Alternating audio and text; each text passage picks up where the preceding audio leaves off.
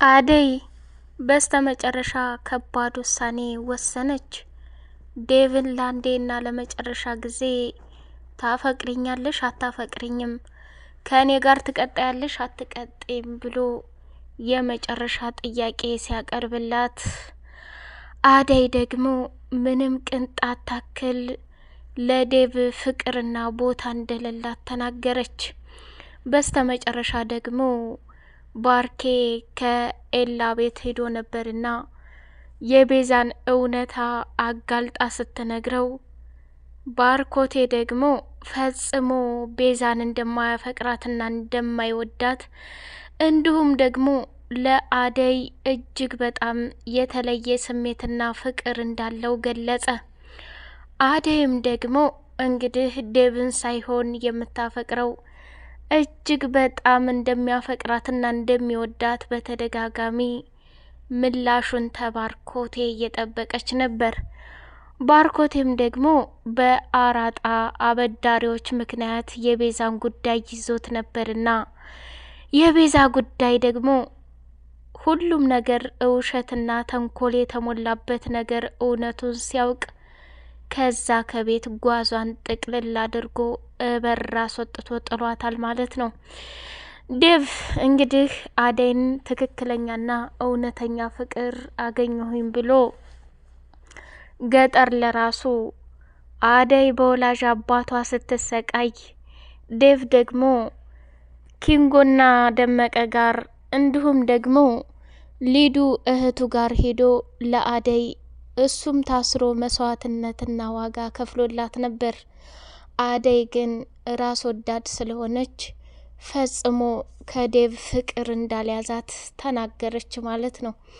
እንዲሁም ለሌ እንዴ አደይ እና ታዲያ ለባርኮት አንቺ ቦታ ካለሽ ለምን አትነግሪውም?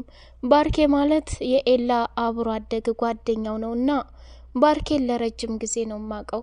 እጅግ በጣም መልካምና አስተዋይ የዋህ ልጅ ነው። ስለዚህ ጊዜሽን ማቃጠል የለብሽም።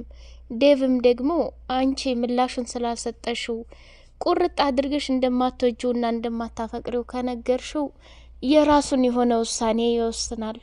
ምክንያቱም ዴቭ እኮ ስላፈቀረሽና ስለወደደሽ ነው ክፍለ ሀገር ሄዶ ከአባትሽ ጋር ያንን ኩላ መስዋዕትነት ያሳለፈው። ዴቭ እኮ አንድ ቀንም ለእህቱ ቦታ ሳይሰጣት የምትለውን ሁሉ ሳትሰማው ላንቺ ግን በጣም ዋጋ እየከፈለልሽ ከፍቅርና ከቤዛ ተንኮል እንዲሁም ደግሞ ሊዱ አንዳንድ ጊዜ በምታደርጋቸው ነገር አንቺን እየተከላከለልሽ ነው። አደይ ምን እያሰብሽ ነው? የማትፈልጊው ከሆነ ልጁን ከዚህ በላይ መጉዳት የለብሽም ብላ አለቻት።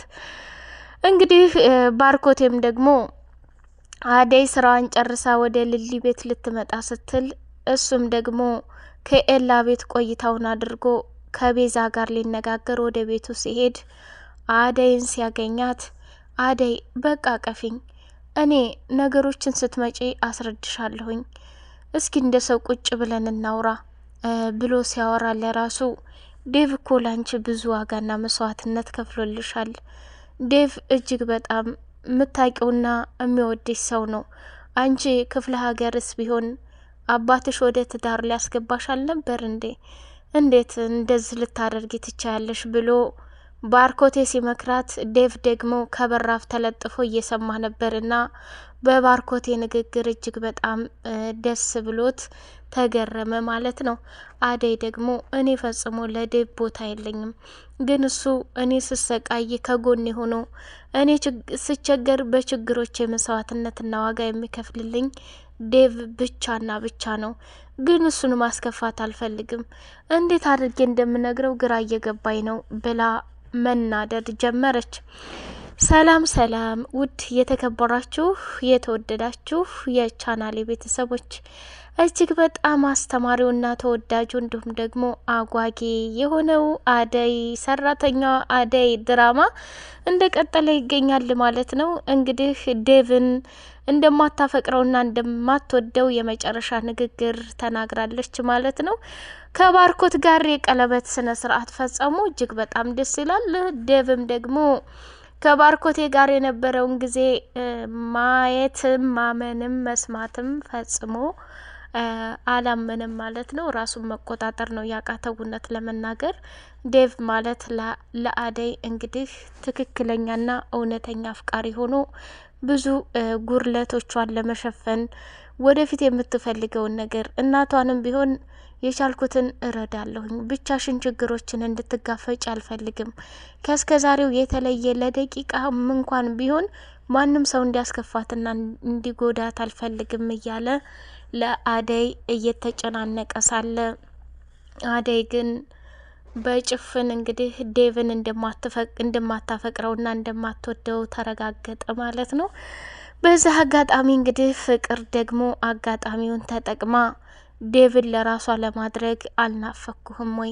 እኔ እኮ በጣም ነው የምወድህ፣ ምንም ቢሆን ምንም በቃ ካጠገቤ ስትርቅ አልፈልግም ዴቭዬ እያለች ፍቅር ካጠገቡ ታጠገቡ መልከስከስ ጀምራለች ማለት ነው።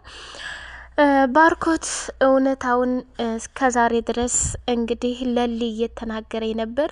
ኤላና ዴቭ አይናቸውን ጨፍነው እንዲሁም ባርኮቴ ለቤዛ ሲል አደይን ሳይፈልጋትና አደይ እገባችበት ቦታ ከዴቭ ጋር ሳይፈልጋት ለቤዛ ጉዳይ ብሎ ከቤተሰቦቿ ጋር ሂዶ ነበረ። ቤዛ ግን ለባርኮቴ ትልቁን ድራማ እየተጫወተችበት ነበር። ከወንድሟ ጋር ተመካክራ አራጣ አበዳሪዎቹ ጋር ተነጋግራ የባርኮትን ሀብትና ብር ለመውሰድ አሰፍስፋ የመጣች ናት። ለሊ ግን በተደጋጋሚ ስለ ቤዛ መጥፎነትና አስመሳይነት፣ ክፉነትና የኤላንና የባርኬን የሆነን ነገር ልትወስድ እየመጣች መሆኗን በተደጋጋሚ እየተናገረች፣ ኤላ ደግሞ ቤዛ ጓደኛው ስለሆነች እንዲሁም ደግሞ የአብሮ አደጉ ጓደኛው የባርኬ ፍቅረኛ ስለሆነች እሱ በተደጋጋሚ ለሊተይ ለቤዛ መጥፎ አስተሳሰብ ስላለሽ እንጂ ቤዛ ይሄን ያክል ርቀት ልትጓዝ አትችልም፣ እስከማውቃት ድረስ እኮ የባርኬ ወንድሜ ፍቅረኛ ናት፣ ለኔም ጓደኛ ናት፣ በዚህ ልክ ክፉ ሰው አትሁኝ እያለ ኤላ በተደጋጋሚ ለሊን እየመለሰላት ነበር። ለሊ ደግሞ የባሏ ጠበቃ፣ የሴቶች ጀግና፣ ራሷን አስከባሪ ቆራጧ ሴት ማለት ነው። ራሷን ከብዙ ነገር እየተከላከለች ኤላንም እንግዲህ ለባርኮቴ ገንዘብ ሊያስተላልፍ ሲል ይሄን ነገር በስተመጨረሻ እውነቱን ተናግራ ለሊ ለባርኬ ባርኬ እኔ ስለ ቤዛ መጥፎነት ስናገር አንተ ወደ ሌላ ነገር እንድታስብብኝ አልፈልግም፣ ግን ይሄንን ነገር አምናችሁበትና ወስናችሁበት ብታረጉ እኔ ምንም ችግር የለብኝም። የተጨፈነውን አይናችሁን መግለጥ ካቃታችሁ እንግዲህ ምንም ማድረግ አልችልም። አሁንም ደግሜ ልንገርህ ባርኮቴ፣ ቤዛ አንተን አፍቅራህና ወዳህ ሳይሆን ያለህን ገንዘብ ሙጥጥ አድርጋ ልትበቀል ስለፈለገች ነው። እኔንም ቢሆን ኤላየን ለምን አንቺ ሀብትና ንብረቱን አንድ ላይ ሆነን ሰርተን ለራስሽ መቋቋሚያ እንዳለ የእሱን ንብረት ሙጥጥ አድርገሽ ከወሰድሽ በኋላ ዘወራቴም ብላ ቤዛ ለሊን እንዳለቻት እናውቃለን። ይህንንም እውነታ ደግሞ ለኤላና ለባርኬ ስትናገር ለሊ ማመን አቃታቸው። በስተ መጨረሻ እንግዲህ ባርኮት እውነታውን ነገር አመሳስሎ ከቤዛ ጋር ፊት ለፊት ሲጋፈጥ፣ ቤዛም ደግሞ ለማዋሸት ሞከረች።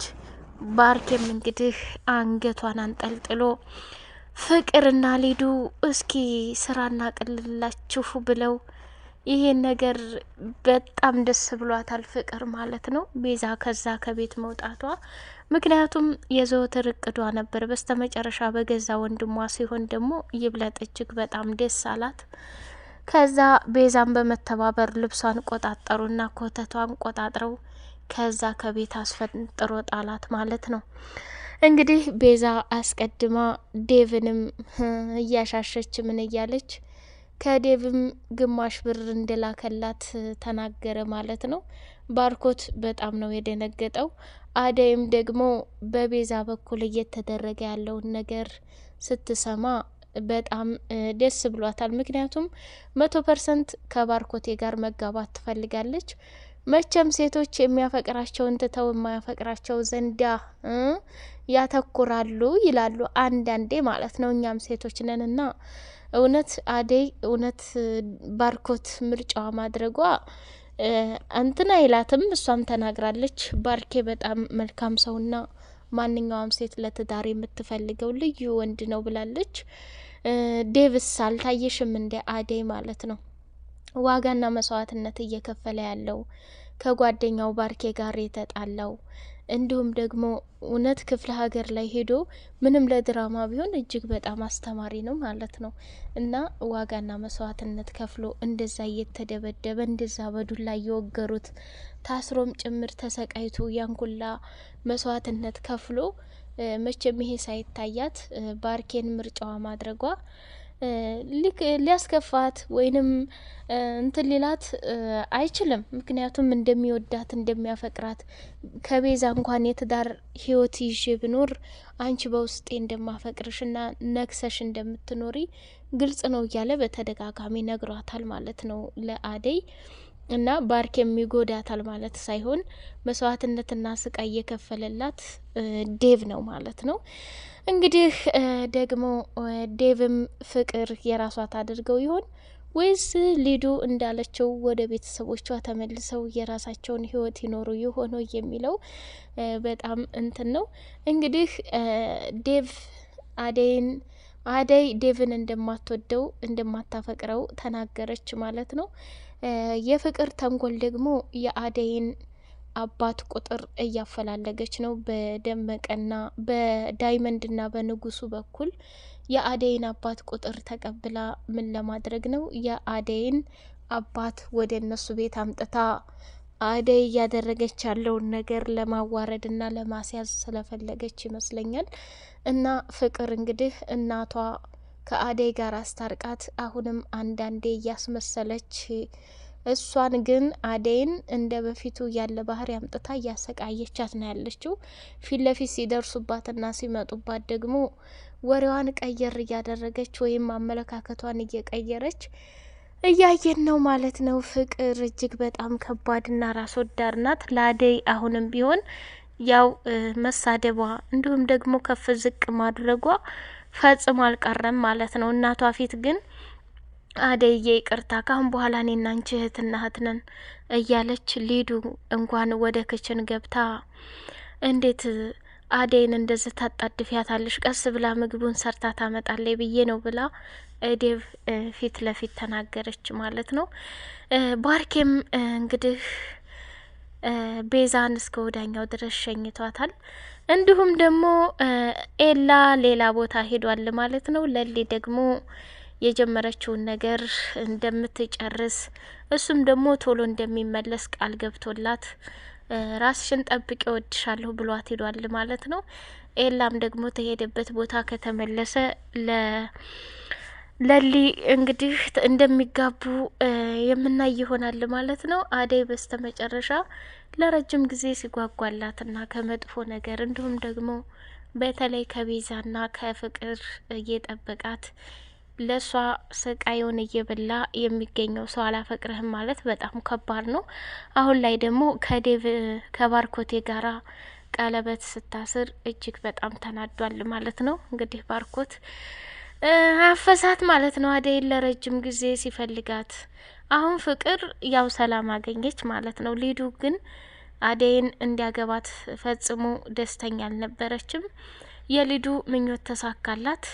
ፍቅርም ቢሆን አሁን እንግዲህ አደይ ሽካል ማናው ዴቭ ሽካላት ወደ እሱ ህይወት ለማምጣት ትሮጣለች ብዬ አስባለሁኝ ማለት ነው። ውድ የቻናሌ ቤተሰቦች የአደይ መጨረሻ ባርኮቴ ሆኗል ማለት ነው። የዴቭ መጨረሻ ደግሞ አደይን አቶ አላፈቅርህም ብለው እሱም እጠብቅሻለሁ አንቺ እስከምትፈልጊበት ጊዜ በተስፋ ጠብቅሻለሁ ብሏታል ማለት ነው። ውድ የቻናሌ ቤተሰቦች ላይክ ሰብስክራይብ እያደረጋችሁ አበረታቱኝ። በቀጣይ ፓርት ባርኬስ እንደዚህ ቀለበት አስሮ የዴቭን ለቅሶ ሲያይ አደይን ከዴቭ ጋር ቀጣይ ብሎ የመክራት ይሆን ወይ? ፍቅርስ የዴቭ ፍቅሯን ይቀበላት ይሆን የሚለውን በጉጉት የምናይ ይሆናል። እስከዛውን ድረስ ሰላም አለይኩም ወራህመቱላሂ ወበረካቱ።